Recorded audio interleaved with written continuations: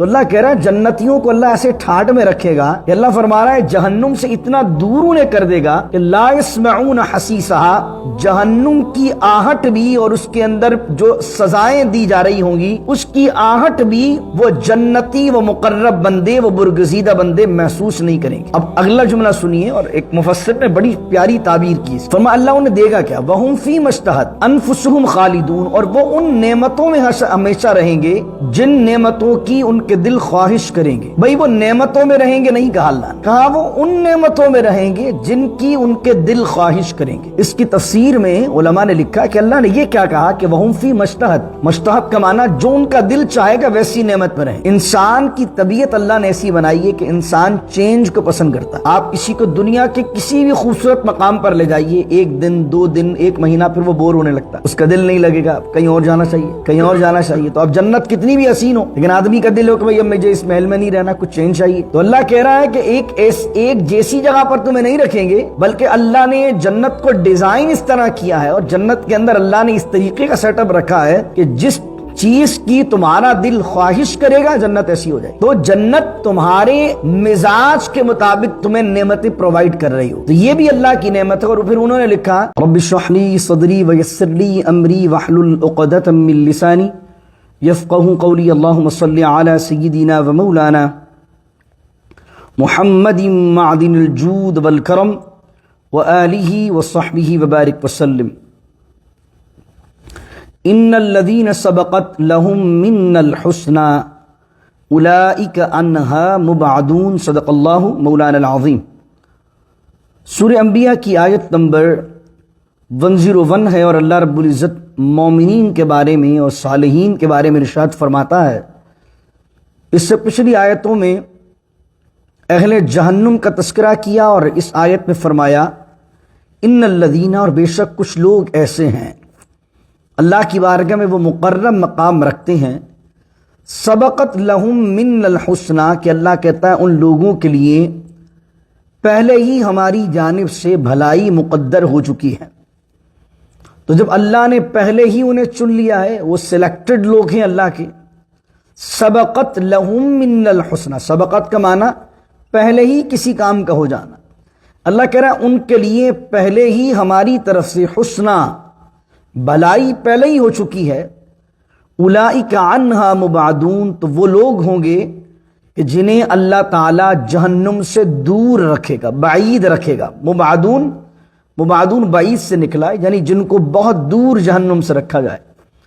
ایک دفعہ مولا علی رضی اللہ تعالیٰ عنہ نے یہ آیت پڑھی، اور آیت پڑھ کر کہا کہ یہ آیت کس کے لیے ہے؟ فرمایا یہ میرے لیے ہے، ابو بکر کے لیے ہے، عمر کے لیے ہے، عثمان کے لیے ہے، طلحہ کے لیے ہے، زبیر کے لیے ہے، سعد کے لیے ہے، سعید کے لیے ہے، عبد الرحمن بن عوف کے لیے ہے، اور ابو عبیدہ بن الجراح رضی اللہ تعالی عنہم اجمعین کے لیے۔ یہ وہ لوگ ہیں جنہیں نبی کریم صلی اللہ علیہ وسلم نے دنیا کے اندر جنت کی بشارت دی تھی، یعنی سب کا حساب ہونا ہے قیامت کے دن، لیکن یہ صحابہ وہ ہیں کہ جن کو جنت کی بشارت دنیا میں رسول اللہ کی زبان اطہر سے مل گئی، تو اللہ نے پہلے ہی ان کے لیے بھلائی مقدر فرما دی۔ اللہ اکبر۔ اعلیٰ حضرت یہاں لکھتے ہیں کہ اس سے یہ بھی مراد ہے کہ جتنے بھی صحابہ کرام رضوان اللہ علیہم اجمعین ہیں، رسول کریم علیہ السلام کا ایمان کی حالت میں انہوں نے دیدار کر لیا، تو حضور کے دیدار کرنے کی وجہ سے، ایمان لانے کی وجہ سے جب وہ مرتبہ صحابیت پر پہنچ گئے تو اللہ رب العزت ان سے راضی ہو گیا، اور ان لوگوں کے لیے پہلے ہی بھلائی اللہ نے لکھ دی ہے، وہ سلیکٹڈ ہو گئے۔ اولئک عنہا مبعدون، اور پھر اللہ نے انہیں جہنم سے دور کر دیا، اور اتنا دور کر دیا کہ لا یسمعون حسیسہا، حسیس کہتے ہیں کسی چیز کی آہٹ کو، کہتے ہیں لا یسمعون حسیسہا، وہ چنیدہ بندے، وہ سلیکٹڈ لوگ، وہ برگزیدہ بندے، وہ مقرب بندے جہنم سے اتنے دور ہوں گے کہ جہنم کی آہٹ بھی وہ نہیں سن سکیں گے۔ آپ دیکھیے سائیکولوجیکل پرسپیکٹو سے اس آیت کو سمجھیے۔ آپ کو میں کسی بہترین روم کے اندر بٹھا دوں جس میں اے سی چل رہا ہے، گدے لگے ہوئے ہیں، اور بہت اچھا انوائرمنٹ ہے، اور آپ کو اس میں بٹھا کر آوازیں آئیں چلانے کی کہ باہر کسی کو ہنٹر پڑ رہے ہیں، تو آپ کو بیٹھے بیٹھے ٹینشن ہو جائے گی۔ یعنی اگر کسی کو پولیس اسٹیشن میں بٹھا دیا جائے اور پولیس اسٹیشن بہت خوبصورت کا بناؤ, بہترین طریقے سے اس کو بٹھا دیا جائے, مگر باہر سے پٹائی لگنے کی آواز آ رہی ہے تو آدمی کو ڈر یہ لگتا ہے کہ بھائی اپنا بھی نمبر آنے والا ہے. لگے گا کہ نہیں لگے گا؟ ابھی ہماری بھی کوٹ لگنے والی. چلانا اس کا, اگرچہ پتہ بھی ہو کہ میں پکڑا نہیں جاؤں گا, میں نے کچھ کیا نہیں, ایک آپ کے ذہن میں جو ہے وہ ایک ٹینس اور ایک ڈپریشن, ایک اسٹریس کریٹ کرتی ہے یہ آوازیں.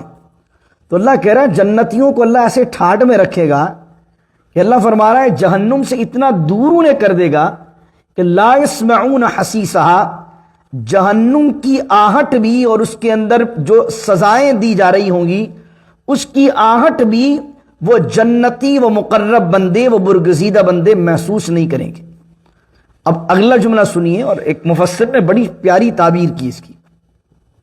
فرمایا اللہ انہیں دے گا کیا؟ وَهُمْ فِي مَشْتَهَتْ أَنفُسُهُمْ خَالِدُونَ, اور وہ ان نعمتوں میں ہمیشہ رہیں گے جن نعمتوں کی ان کے دل خواہش کریں گے. بھئی وہ نعمتوں میں رہیں گے نہیں کہا اللہ نے, کہا وہ ان نعمتوں میں رہیں گے جن کی ان کے دل خواہش کریں گے. اس کی تفسیر میں علماء نے لکھا کہ اللہ نے یہ کیا کہا کہ وَهُمْ فِي مَشْتَهَتْ, مشتہت کا معنی جو ان کا دل چاہے گا ویسی نعمت میں رہیں گے. انسان کی طبیعت اللہ نے ایسی بنائی ہے کہ انسان چینج کو پسند کرتا ہے. آپ کسی کو دنیا کے کسی بھی خوبصورت مقام پر لے جائیے, 1 دن 2 دن 1 مہینہ, پھر وہ بور ہونے لگتا ہے, اس کا دل نہیں لگے گا, کہیں اور جانا چاہیے, کہیں اور جانا چاہیے. تو اب جنت کتنی بھی حسین ہو, لیکن آدمی کا دل ہو کہ بھئی اب مجھے اس محل میں نہیں رہنا, کچھ چینج چاہیے. تو اللہ کہہ رہا ہے کہ ایک جیسی جگہ پر تمہیں نہیں رکھیں گے, بلکہ اللہ نے جنت کو ڈیزائن اس طرح کیا ہے, اور جنت کے اندر اللہ نے اس طریقے کا سیٹ اپ رکھا ہے کہ جس چیز کی تمہارا دل خواہش کرے گا جنت ایسی ہو جائے گی. تو جنت تمہارے مزاج کے مطابق تمہیں نعمتیں پرووائڈ کر رہی ہوگی. تو یہ بھی اللہ کی نعمت ہے. اور پھر انہوں نے لکھا کہ دنیا کا بڑے سے بڑا بادشاہ بھی اس نعمت کو آج تک نہیں پا سکا کہ جو وہ سوچے وہ ہو جائے, لیکن ایک ادنا جنتی کو اللہ نے وہ مقام دیا ہے کہ وہ جو سوچے گا وہ ہو جائے گا. کسی کو چاہیے یہ نہیں یہ چاہیے, جنت سب کے نہیں کسٹم ہے. ایک بندے کو کوئی چیز اچھی لگ رہی ہے, ایک بندے کو کیا چیز اچھی لگ رہی ہے. تو ہر جنتی کے لیے جنت کسٹم ہوگی, اپنے انداز سے وہ جنت کو دیکھے گا, جو وہ مزہ محسوس کرے گا. پھر اللہ فرما رہا ہے کہ یہ جو چنیدہ لوگ ہیں, یہ جو برگزیدہ لوگ ہیں, یہ جو مقرب لوگ ہیں, لا يحزنهم الفزع الاکبر, سیکنڈ لاسٹ آیت ہے آج کے درس کی. اللہ فرما رہا ہے فزع الاکبر. فزع الاکبر کسے کہتے ہیں؟ بہت بڑی گھبراہٹ. فزع کا معنی ہوتا ہے جزا, فزع مل کے آتا ہے, فزع کا معنی ہے گھبراہٹ, اکبر بہت بڑی گھبراہٹ. یہ بہت بڑی گھبراہٹ کیا ہوگی؟ جب قیامت قائم ہوگی اور یہ سارے زمین و آسمان کو اللہ تعالیٰ لپیٹ دے گا, اچانک سے قیامت کی ہولناکیاں ہوں گی, اور اس کے بعد قبروں سے مردوں کو نکالا جائے گا. اچانک سے اتنی ہلچل ہوگی اور محشر کے میدان میں لوگ کھڑے ہوں گے تو بہت بڑی گھبراہٹ میں ہوں گے کہ اب کیا ہوگا, یہ کیا ہو گیا, یہ قیامت کیسے قائم ہوگی, اور اب ہمارا کیا بنے گا. تو اللہ کہہ رہا ہے یہ جو مقرب بندے ہیں اللہ کے, یہ جو چنیدہ بندے ہیں اللہ کے, یہ جو برگزیدہ بندے ہیں اللہ کے, یہ جو اولیاء ہیں, جو صالحین ہیں, اللہ کہہ رہا ہے لا يحزنهم الفزع الاکبر, کہ بڑی گھبراہٹ بھی انہیں غمزدہ نہیں کرے گی. یعنی سب گھبراہٹ میں ہوں گے اور یہ پرسکون ہوں گے. اللہم ربنا جعلنا منہم بجاہ النبی المکرم. اللہ تعالیٰ ان لوگوں میں ہمیں شمار کر لے کہ جو لوگ اس بڑی گھبراہٹ والے دن بھی پرسکون ہوں. اللہ ان لوگوں میں آپ کا اور میرا نام شمار فرما لے. لا يحزنهم الفزع الاکبر, وہ لوگ وہ ہوں گے کہ فزع الاکبر کے دن بھی, فزع الاکبر کی حالت کے اندر بھی وہ غمگین نہیں ہوں گے. اب دیکھیے ایک اور پروٹوکول, کیا خوبصورت قرآن کی بات. وَتَتَلَقَّاهُمُ الْمَلَائِكَةُ, میدان محشر کے اندر وَتَتَلَقَّاهُمُ الْمَلَائِكَةُ, فرشتے تو انہیں میدان محشر میں ویلکم کریں گے, ہاتھوں ہاتھ لیں گے, ملاقات کریں, حضرت چلیے آئیے تشریف لائیے, آپ کی سیٹ لگی ہوئی ہے. وَتَتَلَقَّاهُمُ الْمَلَائِكَةُ, تلقا معنی ویلکم کرنا, ملاقات کرنا, ہاتھوں ہاتھ لینا, ریسپیکٹ دینا, آنر دینا. فرمایا ایک تو جس دن سارا عالم گھبراہٹ میں ہے, اس دن اللہ کے ان بندوں کو گھبراہٹ نہیں، اور نہ صرف گھبراہٹ نہیں ہے بلکہ وَتَتَلَقَّاهُمُ الْمَلَائِكَةُ، فرشتے میدان محشر کے اندر ان کا استقبال کریں گے، انہیں ہاتھوں ہاتھ لیں گے، انہیں ویلکم کریں گے، اور کیا کہیں گے ہاتھ ملا کر، کیا کہیں گے ویلکم کر کے؟ کہیں گے ھذا یومکم الذی، یہ ہے وہ دن کنتم توعدون، جس کا تم سے وعدہ کیا گیا تھا۔ اچھا، مجرم سے بھی یہی جملہ ہوگا الگ انداز، آ گئے ہو، یہ وہی دن ہے جس کا اللہ نے وعدہ کیا تھا۔ اب جو کچھ لے کر ہی نہیں آیا ہے، جو تیاری کر کے ہی نہیں آیا ہے، تو وہ تو یہی کہے گا جو قرآن نے کہا یا ویلتنا، جو میں نے کل پڑھا تھا، یا ویلنا قد کننا فی غفلۃ من ھذا، میری بدبختی کہ میں تو غفلت میں تھا اس دن سے۔